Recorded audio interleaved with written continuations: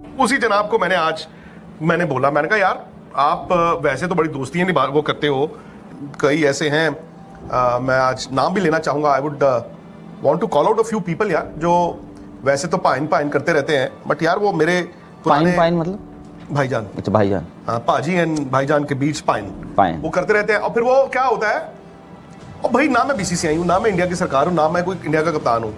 आपने बोला था विक्रांत गुप्ता जी, तुमने बोला था 1.5 साल पहले, अब जवाब, और कोर्ट ऑफ लॉ में ले जाओ, उसको ले जाओ, कोर्ट ऑफ आर्बिट्रेशन में ले जाओ, आईसीसी के पास ले जाओ कि बोला था, इस जर्नलिस्ट ने बोला था, और देखते हैं फिर क्या कर लेते हो। ये मतलब फालतू बच्चों वाली हरकतें ये लोग पहले करते रहे। अपनी पाकिस्तान क्रिकेट बोर्ड का भी इन्होंने केस, एशिया कप में भी इन्हीं लोगों ने कमजोर किया। आज भी पीठ अगर नीचे लगी है पाकिस्तान क्रिकेट बोर्ड की, अगर उनको लगता है तो ये इन लोगों के कारण। उन लोगों को जो मतलब कई उनके जो मीडिया पे ही या इधर उधर इतनी नफरत है इंडिया से यार, और हम लोगों से, इंडिया के प्लेयरों से बड़ा प्यार है। मतलब ये मुझे रॉकेट साइंस समझा दो, वो SEO इंडिया के प्लेयरों से बड़ा प्यार है इनको।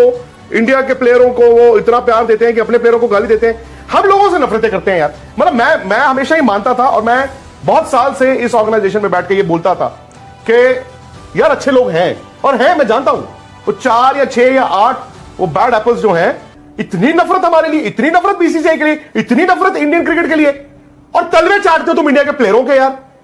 भाई रॉकेट साइंस मुझे समझा देना, भाई रॉकेट साइंस समझा देना। अपने प्लेयरों को गाली देंगे, इंडिया के प्लेयरों को ऑल अबाउट मार्केट। नहीं, मार्केटिंग नहीं है ये। पैसा आ रहा है, खिलाड़ियों का नाम लेके पैसा आ रहा है, पैसा आने दो, आपको भी गाली देके पैसा आ रहा है। 10 लोग, वो 4-8-10 लोग हम लोगों को बड़ी नफरतें करते हैं यार। उनको इंडियन बीसीसीआई को गाली देनी है, इंडियन क्रिकेट को गाली देनी है, बट प्लेयरों के तलवे बड़े चाटते हैं। दरअसल इस समय पर उस कीचड़ का नाम है जो लगातार, जिससे हर कोई दूरी बनाना चाह रहा है। उनके अपने मुल्क के लोग, जो मैंने बात करी कुछ लोगों से, ऑब्वियसली मैं उनसे बात करता था, वो सारी चीजें थी, लेकिन ऐसे तो मैं राशिद लतीफ से भी बात करता था। लेकिन अगर ये लोग अपना रंग इस तरीके से दिखाने लग जाएंगे, है ना, मोहसिन अली बोलता है अरे यार उस समय मुझसे बात करता था, ये करता था, मैंने उसके इंटरव्यू करा। मैं मोहसिन अली से एक बात पूछना चाहता हूँ, मोहसिन अली, क्या मैंने बोला था आपको कि आप रमीज राजा को बैश करने के लिए मुझे पाकिस्तानी मीडिया में बैठाओ? क्या मैंने एक बार भी आपको बोला? ये आपने बोला कि आओ पाकिस्तानी टीवी चैनल पर बैश करो से। आप दोनों ने जब मुझे दुबई में पकड़ा था, क्या मैंने एक बार भी बोला कि आप मुझे अपने चैनल पर लेकर आओ, मैं आपके चैनल पर आना चाहता हूँ? कभी भी मैंने ये बात नहीं। ये जो आप धमकी दे रहे हो कि भाई मैं व्हाट्सएप कर दो, आप व्हाट्सएप चैट, व्हाट्सएप में क्या मैंने आपसे ये थोड़ी बोला है कि यार मैं इंडिया में जो है वो आप मुझे पैसा दो, मैं इंडिया को गालियां दूंगा, मैं इंडिया के प्राइम मिनिस्टर को गालियां दूंगा, मैं इंडिया के जर्नलिस्ट को गालियां दूंगा? क्या मैंने कभी ऐसा बोला है आपको? आप ये धमकी किसको दे रहे हो? और to be really honest with you, आप दरअसल जैसा मैंने कहा कि उस कीचड़ की तरह हो चुके हो जिसके साथ कोई साथ में नहीं बैठ, संलग्न नहीं होना चाहता, अटैच नहीं होना चाहता है। थोड़ी पता था ये लोग, ये एजाज बाकरी, ये मोहसिन अली, ये आपका क्या नाम है, राशिद लतीफ, ये इन सबका असली रंग, ये इन सबका असली चेहरा ये। भाई मुझे एक बात बताओ, क्या विक्रांत सर ने किसी को गाली दी? मोहसिन अली की आप शब्दावली देखिए, मोहसिन अली की शब्दावली देखकर आपको लगेगा। राशिद लतीफ को आप देखिए, भाई तू इंटरनेशनल क्रिकेटर है, तो कैसे माना की तरह 24 का एवरेज था। पाकिस्तान में कोई बड़ी बात तो नहीं है कि 20-25 के एवरेज के साथ पाकिस्तान में क्रिकेट खेल लेते हैं क्रिकेटर्स, है ना, वो कोई बड़ी बात नहीं है पाकिस्तान क्रिकेट में।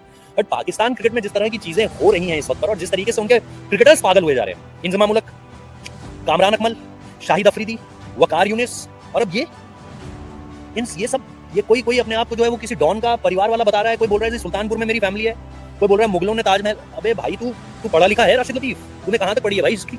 तेरी हिस्ट्री की समझ कितनी है? और अगर मुगलों को तू अपना माई बाप मानता है तो तू अपना फैमिली ट्री बता भाई मुझे। इंडस वैली सिविलाइजेशन के लोग अगर सेंट्रल एशिया वालों को अपना माई बाप मान रहे हैं, तो फिर बहुत जरूरी है कि तुम्हें यार अपनी सभ्यता को जाकर देखना पड़ेगा कि तुम्हारी फैमिली ट्री कहां है। ये इधर इंडस वैली सिविलाइजेशन से तुम लोग सेंट्रल में कैसे पहुंचे भाई? कौन उठाकर ले गया तुम्हारे घर वालों को उस तरफ? कोई उठाकर ले गया क्या? तभी तो मुगल तुम्हारे माई बाप हुए ना। और मैं एक बात बता दूं राशिद लतीफ, इतिहास पढ़ लो, अगर इतिहास नहीं पढ़ पा रहे हो तो हमसे सुन लो। ताजमहल से पहले हिंदुस्तान के अंदर, भारत देश के अंदर अजंता अलोरा है, देखा है कभी? कोणार्क का सूर्य मंदिर है, देखा है कभी? मोहनजोदाड़ो है, देखा है कभी? और ये जो स्ट्रक्चर्स है ना, ये अपने आप में मिसाल है खूबसूरती की। और ताजमहल, तुम्हें क्या लगता है ताजमहल शाहजहां ने बनवाया क्या? मतलब ऑब्वियसली पैसा जो देता है क्या वो बनवाता है क्या चीजों को? मतलब ठीक है, जिसने पैसा दिया उसने ओन कर लिया, बट उस पे कारीगरी किसकी है? उस पे नक्काशियां किसकी है? उसका आर्किटेक्ट किसका है? अगर ये सब मुगलों का था तो उन्होंने उज्बेकिस्तान में ये क्यों नहीं किया? उन्होंने किर्गिस्तान में ये सब क्यों नहीं किया? उन्होंने फरगाना में ये सब क्यों नहीं किया? तो राशिद लतीफ, यहाँ अगर ताले लगे हुए हैं या यहाँ कुछ है नहीं और घुटनों पे है सब कुछ या पंजों पे है सब कुछ, तो तुम्हें थोड़ा सा पढ़ना चाहिए बिफोर सेइंग एनीथिंग ना। तुम जब क्रिकेट पे बात करते थे हमें लगता था वाह यार चलो कोई तो बंदा है जो सेंस बोलता है। आज तुम डॉन पे बात कर रहे हो, सुल्तानपुर पे बात कर रहे हो, इंडिया के आर्किटेक्ट पे बात कर रहे हो कि इसने बना दिया, उसने बना दिया, उसने बना दिया, इसने बना दिया, और गलत बता रहे हो। सबसे बड़ी बात है कि तुम्हें अपशब्द कहे जाए, तुम्हारी बेइज्जती की जाए, तुम लोग मजबूर करते हो इस चीज को लेकर के। तो ये इस वक्त पर राशिद लतीफ का दिमाग जो है ना वो पूरी तरीके से घुमा हुआ है। है ना। इसको हजम नहीं हो रहा है कि इसको टेरर स्टेट कैसे बोला जा रहा है। पाकिस्तान को ग्रे लिस्ट में हमने डाला था FATF की। पाकिस्तान में जो आतंकी हमले होते हैं वो क्या हिंदुस्तान करवाता है? हमारे यहाँ से तो डोजियर जाते रहते हैं तुम लोगों के लिए कि भाई ये देखो पाकिस्तान के सबूत इस आतंकी हमले के पीछे। तुम्हें भी हिम्मत है तो करके भेजो ना कि भाई ये देखो ये वाला हमारे यहाँ बॉम्ब ब्लास्ट हुआ था। माजिद भट्टी की तरह क्या तुम यही कह सकते हो कि क्वेटा में ब्लास्ट इंडिया ने कराया RNAW की मदद से? या कुछ कॉन्क्रीट कुछ सॉलिड है तुम्हारे पास रादर देन झूठ फैलाने के अलावा? मुझे तो नहीं लगता है कि तुम्हारे पास है। अगर तुम्हारे पास होता तो तुम लोग अभी तक बचाकर थोड़ी रखते, तुम लोग तो हमारे ऊपर उड़ेल देते उन सारी चीजों को। मैं सिंपल तौर पर कहूंगा यार, कीचड़ पर पत्थर मारने से कोई फायदा नहीं है। आपके ऊपर ही चीजें आएंगी और इतना फालतू टाइम है क्या किसी के पास कि मोहसिन अली को सुने और मोहसिन अली को सुनने के बाद जो है वो मोहसिन अली को लेकर के ये बोले कि आप ये क्यों नहीं कर रहे हो, वो क्यों नहीं कर रहे हो, ये क्यों नहीं कर रहे हो, इसको बैन क्यों नहीं कर रहे हो? Who give a damn about Mohsin Ali? Who is Mohsin Ali? वो अपने अस्तित्व की लड़ाई लड़ रहा है भाई। वो गायब हो चुका है, हो चुका, उसका खात्मा हो चुका। पता चल गया लोगों को कहां स्टैंड करता है, कितनी उसकी क्रिकेट की समझ है। यार उसकी तो कट चुकी है ना पहले से, हमारी तो काटेगा, उसकी तो कट चुकी है ना भाई पहले से। मुंह मत खुलवाए यहाँ पर, छोड़ दो भाई उसको, साइड करो। बेकार का आदमी है और बेफजूल की बातें करता है ना। तो फजूल वाले लोगों को यहाँ पर जगह नहीं देनी है। Please don't ask me anything on Mohsin Ali, is the most fraud guy, सबसे फर्जी आदमी है।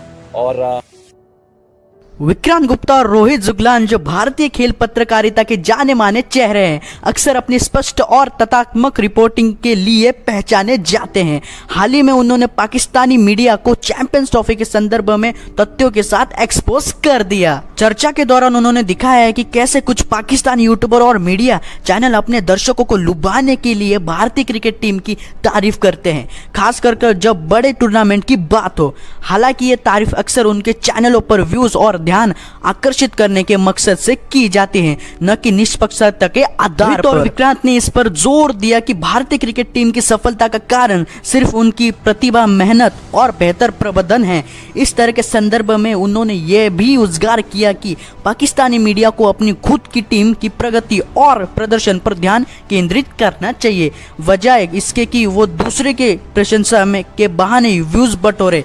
ये चर्चा सोशल मीडिया पर काफी वायरल हुई है और दर्शकों ने इसे सकारात्मक तरीके से लिया, क्योंकि उन्होंने इस क्रिकेट में निष्पक्षता और तथ्यों की जीत माना। रोहित ने इसे पैसे के लिए प्रशंसा करार दिया और कहा कि यह एक तरह से निष्पक्षता की कमी को दिखाता है। उन्होंने तर्क दिया कि यह प्रवृत्ति न केवल मीडिया की विश्वसनीयता को नुकसान पहुंचाती है, बल्कि दर्शकों के साथ एक गलत रिश्ता बनाती है। उन्होंने इस पर जोर दिया कि भारत की सफलता का कारण उसकी मेहनत, क्रिकेट का बेहतर ढांचा और खिलाड़ियों की प्रतिभा भी है, न कोई बाहरी प्रचार की। पाकिस्तानी मीडिया को अपने खिलाड़ियों और उनकी समस्याओं पर ध्यान केंद्रित करना चाहिए ताकि वो खुद को मजबूत कर सके। ये मुद्दा सोशल मीडिया पर खूब चर्चा का विषय बना और कई लोगों ने इसे सही ठहराते हुए कहा कि खेलों में निष्पक्षता और ईमानदारी को प्राथमिकता देनी चाहिए है। तो दोस्तों, आपको वीडियो अच्छी लगी हो तो लाइक और शेयर कीजिए, हमारे चैनल को सब्सक्राइब कीजिए और बेल नोटिफिकेशन कॉल पर प्रेस करना ना भूलिए। तब तक के लिए अपना ध्यान रहिए, स्वस्थ रहिए, मस्त रहिए। तब तक के लिए जय हिंद, वंदे मातरम।